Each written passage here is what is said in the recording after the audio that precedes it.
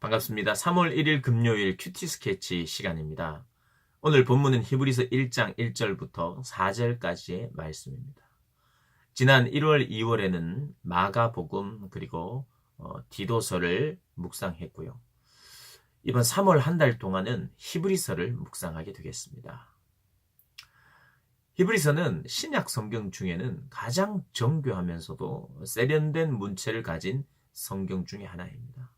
그래서 저희들이 이제 이번 히브리서를 살펴볼 때는 좀 더 이 단어나 문장에 좀 더 유의를 해서 또 해석하고 푸는 그런 시간들이 좀 있을 것입니다.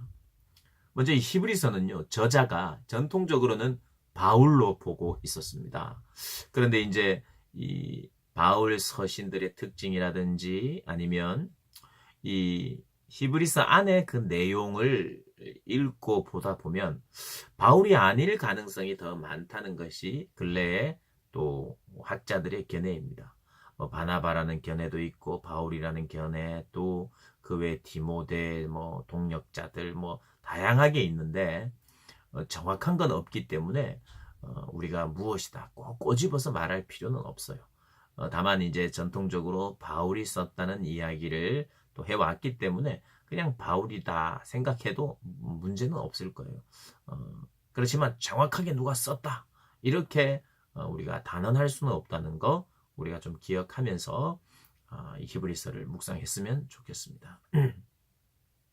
이 저자는 누군지 정확지는 않지만 이 수신자들, 이 히브리서를 보는 사람들, 히브리서는 사실 서신서이면서도 서신서이지만 거의 설교문에 가까운 것입니다.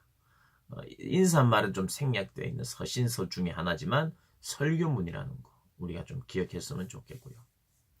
수신자는요, 이 성경을 읽다 보면 알게 됩니다. 이 수신자들은 유대인들이 이 기독교로 개종한 유대인들이 다시 유대교로 회귀하는 사람들이 점점 많았던 것 같아요. 그들을 향해서 그리스도의 우월성, 그리스도가 어떤 분인지를 이야기하는, 소개하는 책입니다.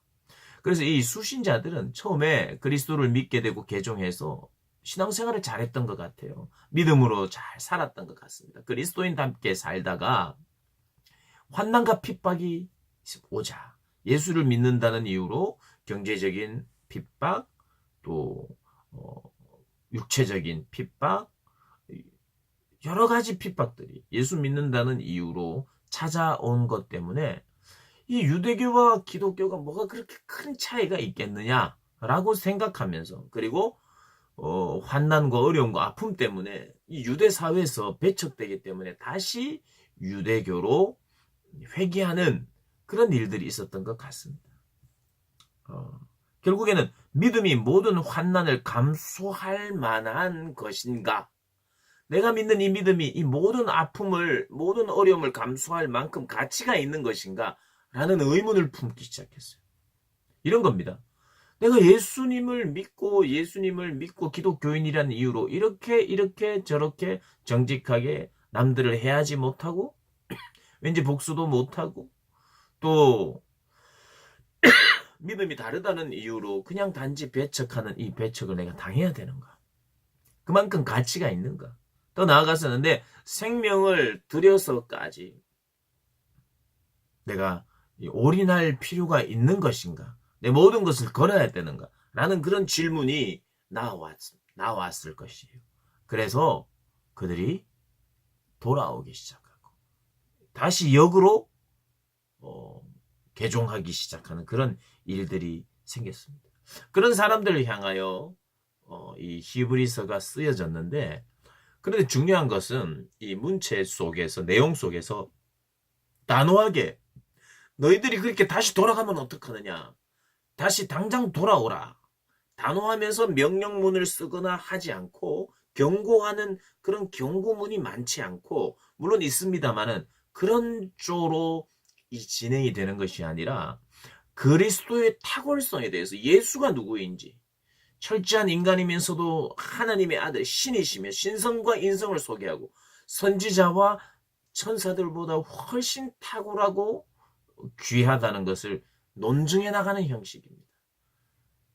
그래서 그들에게 그러면 안 돼, 다시 돌아와야 돼 라고 말하는 그 내용 이전에 예수 그리스도가 누구인지, 기독교인의 핵심, 유대인과 어떻게 다른지 이것을 이 히브리서를 통해서 이야기를 하고 있습니다. 그러니까 이 히브리서는 굉장히 중요한 서신입니다. 이 성경 전체가 다 중요하지만 너무 중요하고 그리스도를 풍성하게 알아가는 그런 도움이 되는 그런 성경입니다. 그래서 이번 3월 한 달을 내가 믿는 예수님, 내 믿음의 근거를 더 견고하게 붙드는 3월 한 달이 됐으면 좋겠습니다.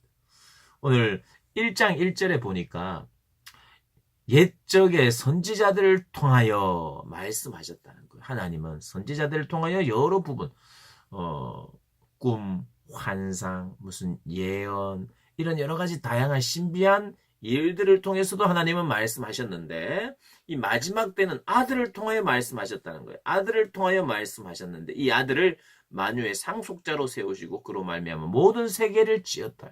그 아들은 누구냐? 모든 세계를 짓는 데 함께 동참한 창조의 대행자, 창조자라고 오늘 소개를 하고 있습니다.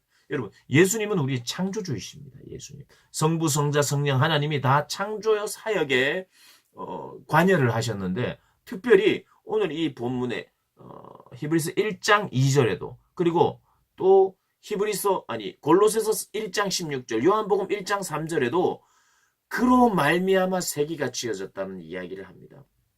그가 창조에 관여하고 창조 대행자가 되었고 그리고 또 통치하시고 만물을 붙드시고 죄를 정결케 하시고 이러한 일들을 하시는 분이 우리 예수님이라고 이야기를 하고 있습니다. 그분은 본체의 형상이다. 하나님의 영광의 광채심, 하나님의 영광의 광채시며 본체의 형상이다. 그러니까 존재하는 이 존재론적으로 하나님과 동일한 하나님과의 동일한 하나님이시다는 이야기를 해요. 하나님의 아들을 그분은 본체 그 본체의 형상이라 동등하시다는 거예요. 하나님의 아들이시며 하나님이시라고 이야기를 하고 있습니다. 그러니까 우리가 믿는 기독교의 예수님, 그 예수님은 하나님이요 하나님의 아들이라. 선지자나 천사보다 탁월한 분이라는 걸 이제 논증해 나아가고 있습니다.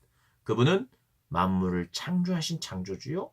또 우리의 죄를 정결케 해서 우리를 구원하시는 분이시요. 또 하나님 우편에서 동일하게 함께 통치하시는 분이시요. 라고 이야기를 하면서 천사보다 훨씬 뛰어나고 더욱 아름다운 이름을 기업으로 얻었다고 이야기를 하면서 그리스도의 우월성을 우리 1장 1절에서 4절까지 이야기하고 있습니다. 오늘 본문을 통하여 우리가 생각하고 묵상해야 될 것은 하나님 과연 이 그리스도가 누구이신지 예수가 누구이신지 선명히 깨닫게 해주십시오 라는 마음을 가지고 묵상했으면 좋겠어요. 그렇게 묵상하고 그리스도를 알아가는 풍요로움에 함께 참여하기를 주님의 이름으로 축복합니다.